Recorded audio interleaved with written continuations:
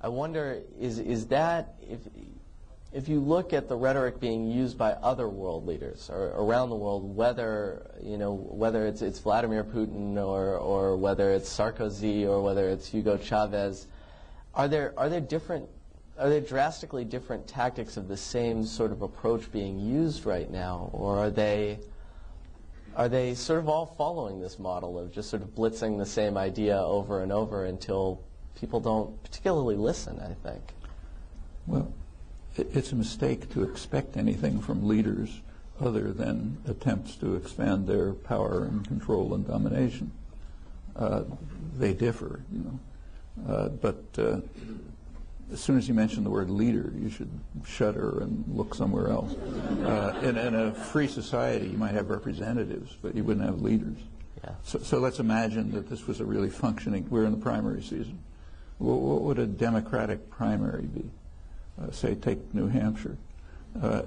It wouldn't be a candidate comes into a town and says, tells you lies about themselves.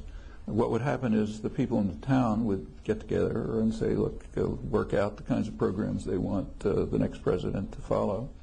And then if somebody wants to come in to be elected, they'd say, okay, you can come. Here's what we want you to do. If you're willing to do that, maybe we'll vote for you. If you're not, we're not willing to vote for you. But you don't have, and then there should be mechanisms to ensure that they do it, or else you throw them out. But the way we do it is quite different. The leaders come, they tell you what, they present themselves, usually falsely, and you're then to decide, well, do I want him or do I want him? But that's completely backwards from what a functioning democratic society would be. So when you talk about leaders, you have to shiver. On the other hand, there are differences. So take, say, Chavez, who you mentioned. On December, I don't know how many people know this, but on December 31st, at the end of last year, Chavez announced an amnesty for participants in the military coup in 2002, April 2002, not for all of them, but for many of them. This is a military coup backed by the United States, probably with participation, U.S. participation, certainly support, which overthrew the government, kidnapped the president, disbanded Parliament, the Supreme Court, every other democratic institution, applauded in the United States, denounced in Latin America almost entirely. It was overturned a couple of days later. But suppose it had happened here. Suppose there was a military coup here, which overthrew the government, kidnapped George Bush, disbanded Congress, and then there was a popular uprising and it overturned the coup. Would they be amnestied, the people who took part in it? They'd get the death sentence. There wouldn't be any question of amnesty. Well, I don't know if it was out of embarrassment or lack of interest, but actually I had a friend do a database search on coverage of the amnesty. A couple of lines, scattered lines here and there. I'm sure you know that Chavez is like a demon in the Western press, and one of his worst crimes, which just elicited a torrent of abuse, was canceling the license of a television station, RCTV.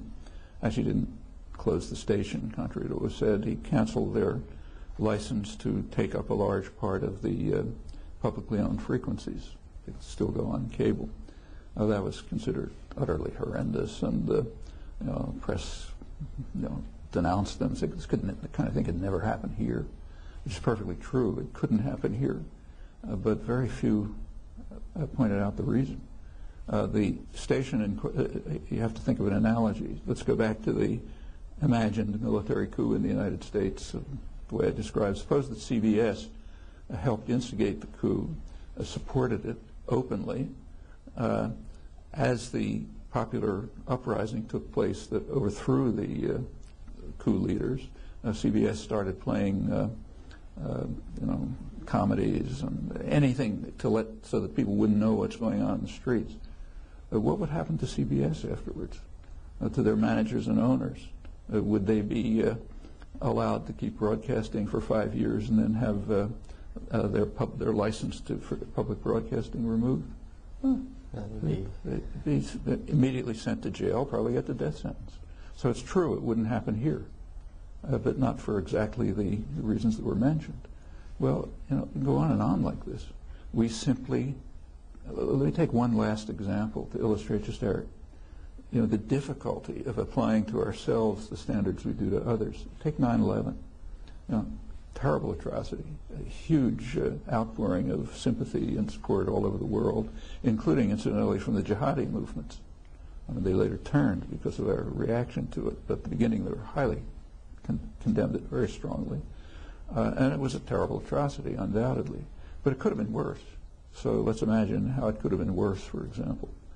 Suppose that on September 11th, Al-Qaeda had bombed the White House, killed the president, instituted a murderous, brutal regime which killed maybe 50 to 100,000 people and tortured about 700,000, set up a major international terror center in Washington, which was overthrowing governments all over the world, installing brutal, vicious neo-Nazi dictatorships, assassinating people.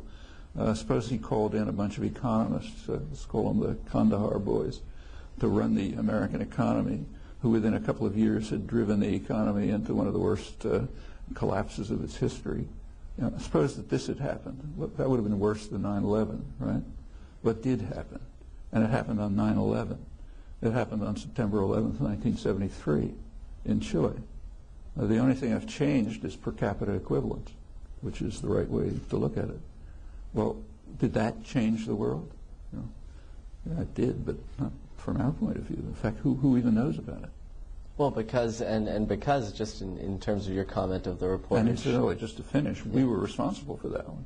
Definitely, and